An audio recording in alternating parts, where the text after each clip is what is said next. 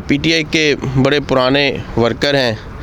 ये जो पीटीआई का जो स्टार्टिंग के डे से तब से पीटीआई के साथ डटे हुए हैं, बड़े जज्बाती भी हैं।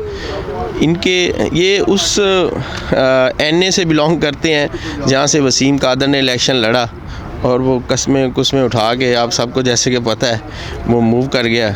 और ये असद भाई बड़े तपे हुए हैं उन पर, इनके व्यूज़ लेते हैं। इनसे क्या कहेंगे उसके लिए, वसीम कादर साहब के लिए? जी अस्सलाम वालेकुम। मेरा ताल्लुक़ जो है वो NA 121 वसीम कादर साहब के हलके से है और मैं यहाँ पे इंटरव्यू इसलिए दे रहा हूँ कि मैं बताना चाह रहा हूँ कि NA 121 में वसीम कादर साहब का जो बिहेव रहा है हमारे साथ और लोगों के साथ, उसके बाद जो एक रात के अंदर वो भगोड़े हो गए और इनको हम पहले ही, हमें इनके बारे में थोड़ा बहुत मालूम होना शुरू हो गया था कि ये हमारे साथ ऐसा करेंगे। और ये पाकिस्तान तहरीक इंसाफ की सीट है। अवाम ने NA 121 से इमरान खान को वोट दिया है। ये वसीम कादर भगोड़ा, ये इसके बाद इंशाल्लाह ये हलके में आ नहीं सकता। इसको तो हम ढूंढ रहे हैं और ढूंढ रहे हैं इसको, ये जहाँ से भी मिलेगा इसको इंशाल्लाह अवाम जो है वो बखूबी इसके साथ निबड़ लेगी। और मैं यहाँ पे ये बताना चाह रहा हूँ कि ये वसीम कादर साहब निजी महफिलों में बैठ के कह रहे हैं कि इसने 12 करोड़ रुपये दिया है सीट के लिए, और हम तो इसके साथ थे, इसकी कैंपेन में थे, इमरान खान की कैंपेन में थे। हमने इसको बड़े गौर से देखा है कि ये जब कैंपेन करने के लिए निकलते थे तो ये 20 रुपये के काले छोले और उसके साथ 50 रुपये की गंडेरियाँ लेकर जेब में डालकर और कैंपेन के लिए निकलते थे। और ये 12 करोड़ देंगे किसी को, और ये 12 करोड़ तरह की इसकी इस घोड़े की शक्ल नहीं है। हम इसको ढूंढ रहे हैं, इंशाल्लाह ये हल्के में आएँ, इसको हम बताएंगे कि अवाम की ताकत क्या होती है। अवाम ने अपने लीडर इमरान खान को वोट दिया है। पूरा हल्का NA 121 जो है वो इमरान खान के नाम पे। इंशाल्लाह इसको हम एक दफ़ा फिर मैं कहना चाह रहा हूँ कि जब इसके हल्के में हम इंतज़ार कर रहे हैं, इसको आने दें हल्के में, फिर इंशाल्लाह इसके साथ वो होगी कि ये भी याद रखेगा। इसके बाद कभी इसके साथ हम वो करेंगे कि इसके बाद इंशाल्लाह कोई पाकिस्तान में कोई लोटा नहीं वो होगा।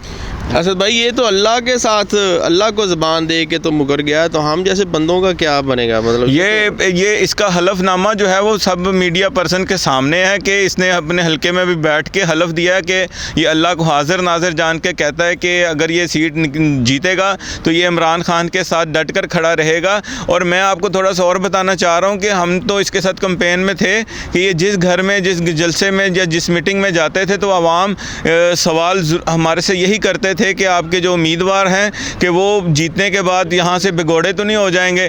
हम आवाम को यही तसल्ली देते थे कि आप वसीम कादर भगोड़े साहब से ख़ुद बात करें।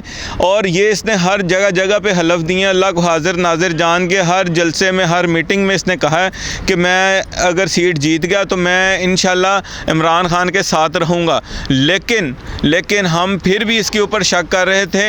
लेकिन ये जब सीट इसने जीत ली है और इसके बाद ये भगोड़ा हुआ है तो अवाम का गुस्सा भी अल्हम्दुलिल्लाह उससे ज़्यादा है।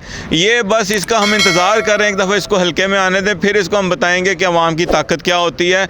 और यहाँ पे मैं ये भी बताना चाहता हूँ, ये पूरे पाकिस्तान का सबसे पहला लोटा था जिसने तहरीक इंसाफ को छोड़ के मरियम नवाज़ के पास जाकर बैठ गया।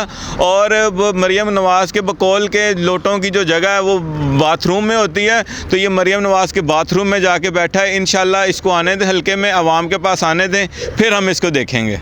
लेकिन असद भाई, मैं भी एक इसके जलसे में था, तो ये तो नून की अभी जितने भी इसने जलसे किए उसमें इसने कोई मुखालिफ पार्टी के ख़िलाफ़ कोई बात नहीं करता था, बल्कि लोगों को वोट कास्टिंग का तरीका बताता रहता था कि वोट कैसे डालना है। ये हमने इसको प्री प्लान था कि ये जाना है। ये हमें ऑब्जर्वेशन होनी शुरू हो गई थी कि ये जिस तरह की इसकी कैंपेन थी कि हम आवाम भी मुतालबा करती थी कि हल्के के मसाइल के ऊपर जिन्होंने, जो हमारे मुखालिफ कैंडिडेट थे, उनका जो किरदार है वो आवाम के सामने पेश किया जाए। हम भी इससे कहते थे कि आवाम के सामने हमारे मुखालिफ जो उम्मीदवार हैं उनका जो किरदार है हल्के में और तरक्याती कामों के हवाले से वो आवाम को बताया जाए। लेकिन ये इसी चीज़ पे था, ये हमें मीसना सा लग रहा था कि ये मीसनापन इसने शो किया।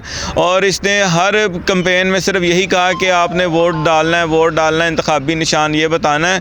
लेकिन इसने उस तरफ आया है ही नहीं है कि मुखालिफ कैंडिडेट्स के जो किरदार है उस पर भी बात की जाए।